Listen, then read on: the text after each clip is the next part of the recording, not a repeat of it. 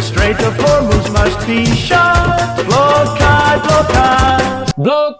Block out, वाह भाई वाह, ट्रम्प साहब का नया गाना आ गया है मार्केट में, ब्लॉक करो और खेल कर दो। तो ये ब्लॉकआउट का जो खेल है जो चल रहा है हॉर्मुज पे, कभी खोल दो, कभी बंद कर दो, कभी रिस्ट्रिक्ट कर दो, शिप नहीं जाने देंगे, तेल नहीं जाने देंगे, तेल की नदियां बहा देंगे। बहुत सारे कमेंट्स आ रहे हैं लगातार। यूएस, ईरान, इजराइल, पाकिस्तान, सब कोई लगा हुआ है कि भैया ये चीज फायर करवा दो। यार सबसे अच्छी बात, अरे चीज फायर पे आपने तो कुछ कहा ही नहीं। चीज फायर क्या होता है? जो ये पाकिस्तान करवा रहा है, क्या है, क्या करवा रहा है पाकिस्तान? वो तो कोशिश कुछ कर करवा रहा ही नहीं पा रहा। कोशिश कर रहा है कि चीज फायर करवा दे, चीज फायर करवा दे। ये एक्चुअली ये चीज फायर करवा रहे हैं। चीज वीज का नाम मत लीजिए, भूख मतलब समझ रहे बात, मतलब भूखे नंगे देखा नहीं इन्होंने। हाँ मतलब दिक्कत हो जाएगी, मतलब वो आपको ना बद्दुआ भेजेंगे जितने लोग देख पा रहे होंगे कि तुम चीज की बात कैसे कर सकते हो। हम ऐसे दौर से गुजर रहे हैं पाकिस्तान में। बट ये जो ब्लॉकआउट या ब्लॉकेड जो भी आप कर रहे थे, तो उसमें बस दो प्यारी बातें हैं। पहली बात तो ये कि ईरान का सोशल मीडिया ग्लोबली जहाँ जहाँ उनकी एम्बेसीज हैं, उन्होंने क्या प्रोपेगेंडा रन किया है। और ऐसे ही एक प्रोपेगेंडा ट्वीट में उन्होंने लिखा कि यार हॉर्मुज ना कोई सोशल मीडिया प्लेटफॉर्म नहीं है जहाँ पे कोई तुमको ब्लॉक कर दे तो तुम उसको ब्लॉक बैक कर सकते हो। ये तो मज़े ले लिए यूएस के। दूसरी चीज़ आपको याद होगा कि जैसे ही ईरान के अगेंस्ट जब अमेरिका ने लामबंदी शुरू की थी, घेराबंदी शुरू की थी, तो उस घेराबंदी के बाद एक जो सबसे बड़ी बात उठी थी कि ट्रम्प चाह रहे हैं कि एप्स्टीन फाइल से सबका ध्यान भटक जाए। इंपॉर्टेंट मुद्दा था ये, बहुत बड़ा मुद्दा था। पेडोफिलिया से लेकर न जाने कैसे कैसे कैनिबलिज्म, आदमी खाने तक के एलिगेशंस लगे। तो कहा जा रहा था कि ट्रम्प ईरान के साथ इसीलिए वॉर करना चाहते हैं क्योंकि उनका इंटेंशन ये है कि एप्स्टीन फाइल से लोगों का ध्यान हट जाए। बट ये वॉर और सीज फायर शुरू ही हुआ था कि मेलानिया ट्रम्प की वाइफ अचानक से आती हैं और कहती हैं कि एप्स्टीन के साथ मेरा कभी किसी तरीके का कोई लेना देना नहीं रहा। लोग पगला गए कि भैया मेलानिया अचानक से जिस एप्स्टीन फाइल को दफन कर दिया गया था उसके बारे में क्यों बात करने लगी। तो एक तबका उठा और उनका सोशल मीडिया पे कहना है कि ट्रम्प का ईरान वॉर इतना बड़ा डिजास्टर रहा है कि ट्रम्प कह रहे कि भैया ईरान वॉर पे मत बात करो, हमारे यहाँ मिड टर्म इलेक्शन, एप्स्टीन पे बात कर लो, वो मैं डिफेंड कर ले जाऊंगा। आपने पिछला इलेक्शन था उस वाले टाइम पे भी इन्होंने औरतों के बारे में इतनी भद्दी बातें कही थी कि ग्रैब देम बाय, है ना, मतलब ऐसी बातें यू कांट इमेजिन कि मतलब एक पब्लिक ऑफिस में, मतलब दुनिया के सबसे पावरफुल कंट्री का प्रेसिडेंट इस तरीके की बातें करे, आप इमेजिन नहीं कर सकते थे। बट द पॉइंट इज कि लौट के बुद्धू कहाँ है, सुबह वापस घर को आ गए हैं। तो ये जो डोनाल्ड ट्रम्प साहब है, अब इनकी हर तरफ से बुराइयां जो है वो सुनने को मिल रही हैं। तो आपको याद होगा कि इन्होंने कुछ दिन पहले जिक्र किया था, हम लोग करते रहते हैं, जो मेलोनी है इटली की, तो उनको भी जो है उन्होंने भी अब खरी खोटी सुना दी है।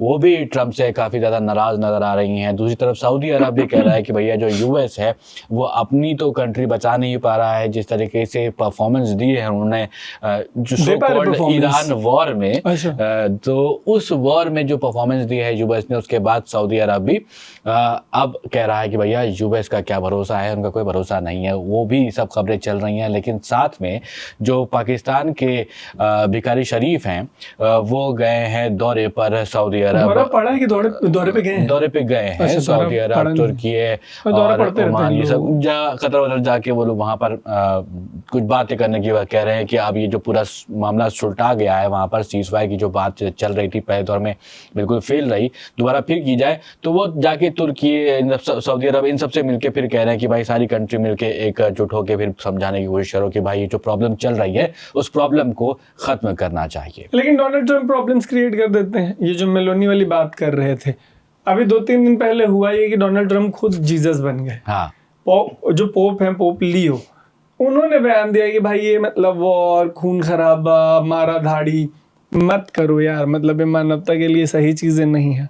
इसमें कॉमन सेंसिकली मतलब कम से कम आप इलेक्टेड प्रेसिडेंट है तो फेस वैल्यू पे किसी इलेक्टेड प्रेसिडेंट को इसमें कोई बुरी बात नज़र नहीं आनी चाहिए। बट ट्रम्प पड़ गए मतलब पोप के पीछे, पोप को लेके जो भी कहना था भला बुरा वो कह दिया। इसके बाद अब चूंकि इटली का एक बहुत बड़ा पावर सेंटर है, क्रिश्चियनिटी का बहुत बड़ा पावर सेंटर है इटली, तो ऑब्वियस सी बात है कि वहाँ के जो प्राइम मिनिस्टर हैं उनको मतलब एक जमाने में दोस्त हुआ करती थी। हाँ, लेकिन अब बहुत बुरी बात हो गई ना ये, तो एक जमाने में दोस्त हुआ करती थी, रगड़ दिया ट्रम्प को कि भैया पोप के खिलाफ तो कुछ नहीं सुनेंगे। सही बात है। तो देखिए मतलब आप क्या कह रहे थे? हाँ, मैं यही कह रहा था कि जो एक तो अब हर तरफ से जो खबरें आ रही हैं वो ट्रम्प के खिलाफ आने लगी हैं कि वहाँ का भी एक अमेरिका का भी एक ऐसा तबका है जो कह रहा है कि भाई ट्रम्प जो है ट्रम्प से ना हो पाएगा, तो ट्रम्प को जो है हटाना चाहिए। एक टाइम पे प्रोटेस्ट उनके खिलाफ आवाज़ें भी उठना शुरू हो गई थी, लेकिन अब जो है दुनिया के अलग अलग लीडर्स जो हैं वो भी ये कह रहे हैं कि भैया ट्रम्प की माथा जो है सटकेली हो गई है। तो इस सटकेले हुए माथे को समझ में नहीं आ रहा कि करना क्या है, क्योंकि अगर आप देखिए तो पाकिस्तान के जो जर्नलिस्ट है हामिद मीर, उन्होंने अभी इंटरैक्ट किया है यहाँ पर एक जर्नलिस्ट है उनके साथ, तो उन्होंने उस इंटरव्यू में बताया है कि जो बातचीत थी वो हॉर्मुज़ को लेकर के, या फिर अगर आप बात कर रहे हैं यूरेनियम को लेकर के, इस पर नहीं अड़ी। कहाँ पर बातचीत अड़ी? बातचीत अड़ी लेबनान पे, जहाँ पर इजराइल अपना जो है नौटंकी फैलाए हुए था। जैसे ही सीज़ फायर की बात हुई थी उसके बाद तुरंत इजराइल ने बता दिया कि हम भी इस वॉर में हिस्सा थे और लेबनान को जो है मारना उसने शुरू कर दिया। लेकिन ईरान ने जो अभी पाकिस्तान में इस्लामाबाद में जो मीटिंग हुई थी ईरान की और यूएस की, तो उसमें ईरान का ये कहना था कि भैया हम लेबनान वाली बात तो हम उससे हट नहीं सकते हैं, अलग नहीं कर सकते हैं। उससे क्या होगा कि हम जो अभी तक हिजबुल्लाह को, हमास को बैक करते हुए आए हैं, वो लोग भी नाराज़ हो जाएंगे। तो ये हामिद मीर जो है कह रहे हैं थोड़ा जियोपॉलिटिकली हेवी हो गया। आपको पता है क्या हुआ पाकिस्तान में? क्या? जिस होटल में ठहराया था अमेरिकी डेलीगेशन को, हाँ, और ईरानियन, आई सपोज दोनों एक जगह, पता नहीं ठहरे कि नहीं, बट एक बड़ा होटल जो उनका है इन लोगों के जाने, आई थिंक जेटी मास जहाँ ठहरे थे, हाँ, सेरेना वेरेना करके कुछ नाम है उसका। हाँ, तो सेरेना होटल जो था इनका, वहां से लेके खबर ये आ रही है कि उन लोगों को खुद ही बिल भरना पड़ा। अच्छा, लेकिन मतलब बिल खुद क्लियर करना पड़ा। जैसे आज तक आप किसी ऐसे होटल में गए जहाँ पे आप रुके हो और आपके जाने के बाद होटल आपका बिल खुद ही पे कर रहा हो? हाँ, ये बहुत अच्छी बात है। देखिए वहाँ का जो एक अमीर तबका है वो गरीबों के लिए काम करता है। तो जो गरीब लोग वहाँ ऑर्गेनाइज करा रहे थे सीज़ फायर, जिसमें कि शहबाज शरीफ, आसिम मुनीर, ये सारे जो गरीब हैं, भिखारी हैं पाकिस्तान के, वो बड़ी बड़ी बातें कर रहे थे। उनकी जो है जो कर्जे थे, उनके जो पैसे थे, वो सब जो है वहाँ के ओनर ने, जो एलीट क्लास है वहाँ का, उसने करवाया। अच्छा, एक खबर और चल रही थी कि सिक्योरिटी को लेकर, सुन तो लीजिए एक बात, सिक्योरिटी को लेकर वहाँ पर बहुत बड़ी खबर चल रही थी कि कह रहे थे कि ईरान वाले आएंगे, यूएस वाले आएंगे, बहुत सेफली जो है यहाँ से आएंगे और जाएंगे। लेकिन ईरान की तरफ से जो उनका एक तबका नहीं यहाँ पर कहेंगे, यहाँ पर एक लीडरशिप जो ग्रुप गया था, उसमें से एक लीडर का कहना है कि भाई हमने कई बार ट्रेन बदली, बस बदली, प्लेन बदला, क्योंकि सिक्योरिटी का खतरा था वहाँ पर। तो ये सब पाकिस्तान में हो रहा था। बताइए कैसे पीस टॉक होगी वहाँ? सिक्योरिटी का खतरा मतलब सोचिए कि ये हमारे कस्बों में जो शादी होती है, तो उन कस्बों में शादी में होता ये है कि अपने आप को बहुत बड़ा आदमी और इज्जतदार दिखाने के लिए कर्जा लेके, गहना बेच के शादी कर लेते हैं। ऐसी शादियों में पता मरता कौन है सबसे ज्यादा? टेंट वाला, जिसका बिल कभी क्लियर नहीं होता। अब वो मतलब उनकी चप्पल जो है रिलैक्सो की, वो चप्पल घिस जाती है तगादा करते करते कि भैया हो गया, आपके बेटे की शादी हो गई, बेटी की शादी हो गई, आप बहुत इज्जतदार हैं, अपने मतलब समझ रहे, गहने बेच दिए थे, पैसे क्लियर कर दीजिए। कुछ यही हाल हुआ यहाँ पे पाकिस्तान में। सोचिए कि इनकी आर्मी को, वो जो ऑर्केस्ट्रा वाली या नाच ग्रुप वाली बात पिछले एपिसोड में हमने की थी, भाड़े पे ले जा रहे सऊदी अरब, पैसा दे रहा है इन लोगों को। बावजूद इसके बेचारे होटल के मालिक का हाल क्या है? हाल ये है कि मतलब जैसे शहबाज शरीफ के या मुनीर के घर के बच्चों की शादी हो, गहने सारे बिक गए, डॉलर रिजर्व खत्म हो गया, बिल कौन चुकाएगा? होटल का वाला, टेंट वाला। तो ये बहुत अच्छी कहानी आपने बताई टेंट वाले की। बिल को लेकर बात हुई है, और जो बात हुई है पाकिस्तान के क्रेडिट के ऊपर जो बात हो रही है, वो एक से उधार लेते हैं और दूसरे को दे देते हैं। जैसे आपके पास 3-4 क्रेडिट कार्ड हैं, आपके पास तो मेरे ख्याल से 15-20 होंगे, तो उस क्रेडिट कार्ड में से एक से आपने उधार लिया, दूसरे का बिल चुका दिया, फिर दूसरे से उधार लिया, तीसरे का बिल चुका दिया। इसकी टोपी उसके सर वाला जो खेल है वो पाकिस्तान का चल रहा है। अभी उनसे यूएई वापस मांग रहा है पैसा, कह रहा भैया मेरा पैसा वापस दो। तो सऊदी अरब से क्या कह रहे हैं? हमको पैसा दो, हम इनको दे देते हैं। तो ऐसी जो चेन प्रोसेस है ये इसी में बिजी रहते हैं। तो इसमें क्या होता है, इनका जो मुल्क के लोग होते हैं वो पीछे छूट जाते हैं, उनको पता ही नहीं चल रहा होता कि ऊपर ऊपर खेल चल रहा है।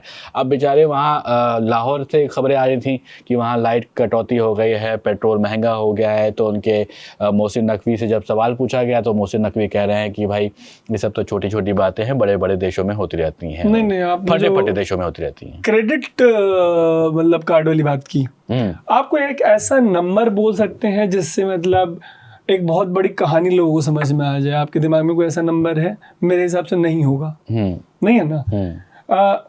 जब जो लोग क्रेडिट कार्ड यूज करते हैं या लोन लेते रहते हैं, उनका एक ना सिबिल स्कोर होता है। हाँ। उसी सिबिल स्कोर से पता चलता है कि मतलब वो किस लायक है। सही है। पाकिस्तान का सिबिल स्कोर पता है कितना है? पाकिस्तान का ओवरऑल सिबिल स्कोर निकाल लिया आपने। हाँ, पूरा सिबिल। ये कहाँ से, टेक्नोलॉजी कहाँ आई है? ये once in life time technology है, 71 में आई थी। अच्छा। भारत ने ये टेक्नोलॉजी इन्वेंट की थी। ये बस नंबर बताऊंगा। हाँ। और आप देखिए कि अगर पाकिस्तानी यहाँ तक पहुंचेंगे हमारा एपिसोड देखते हुए, हाँ, तो कमेंट बॉक्स में बिल आ जाएंगे। हाँ। पता है नंबर क्या है? सिबिल पर बिल आ जाएंगे। सिबिल पे बिल आ जाएंगे। पाकिस्तानियों का सिबिल स्कोर है 93,000।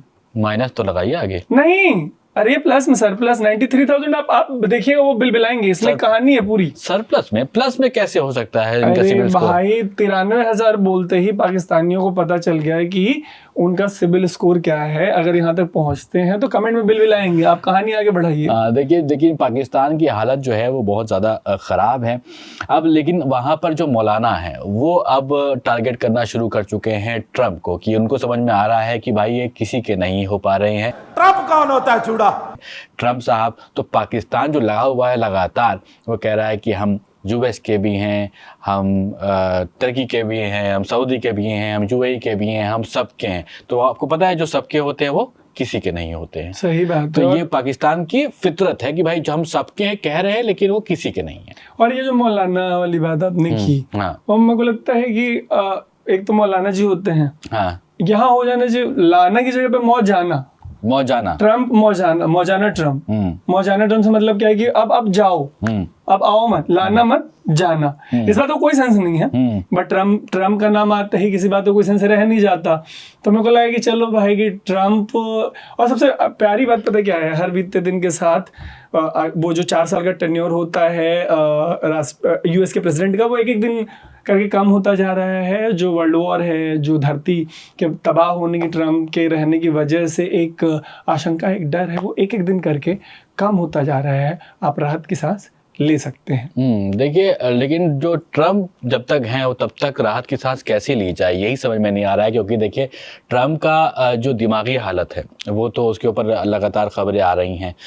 एक टर्म चला था उसके ऊपर जो आपने स्टोरी की थी, आपने क्या बताया था वो टर्म क्या था?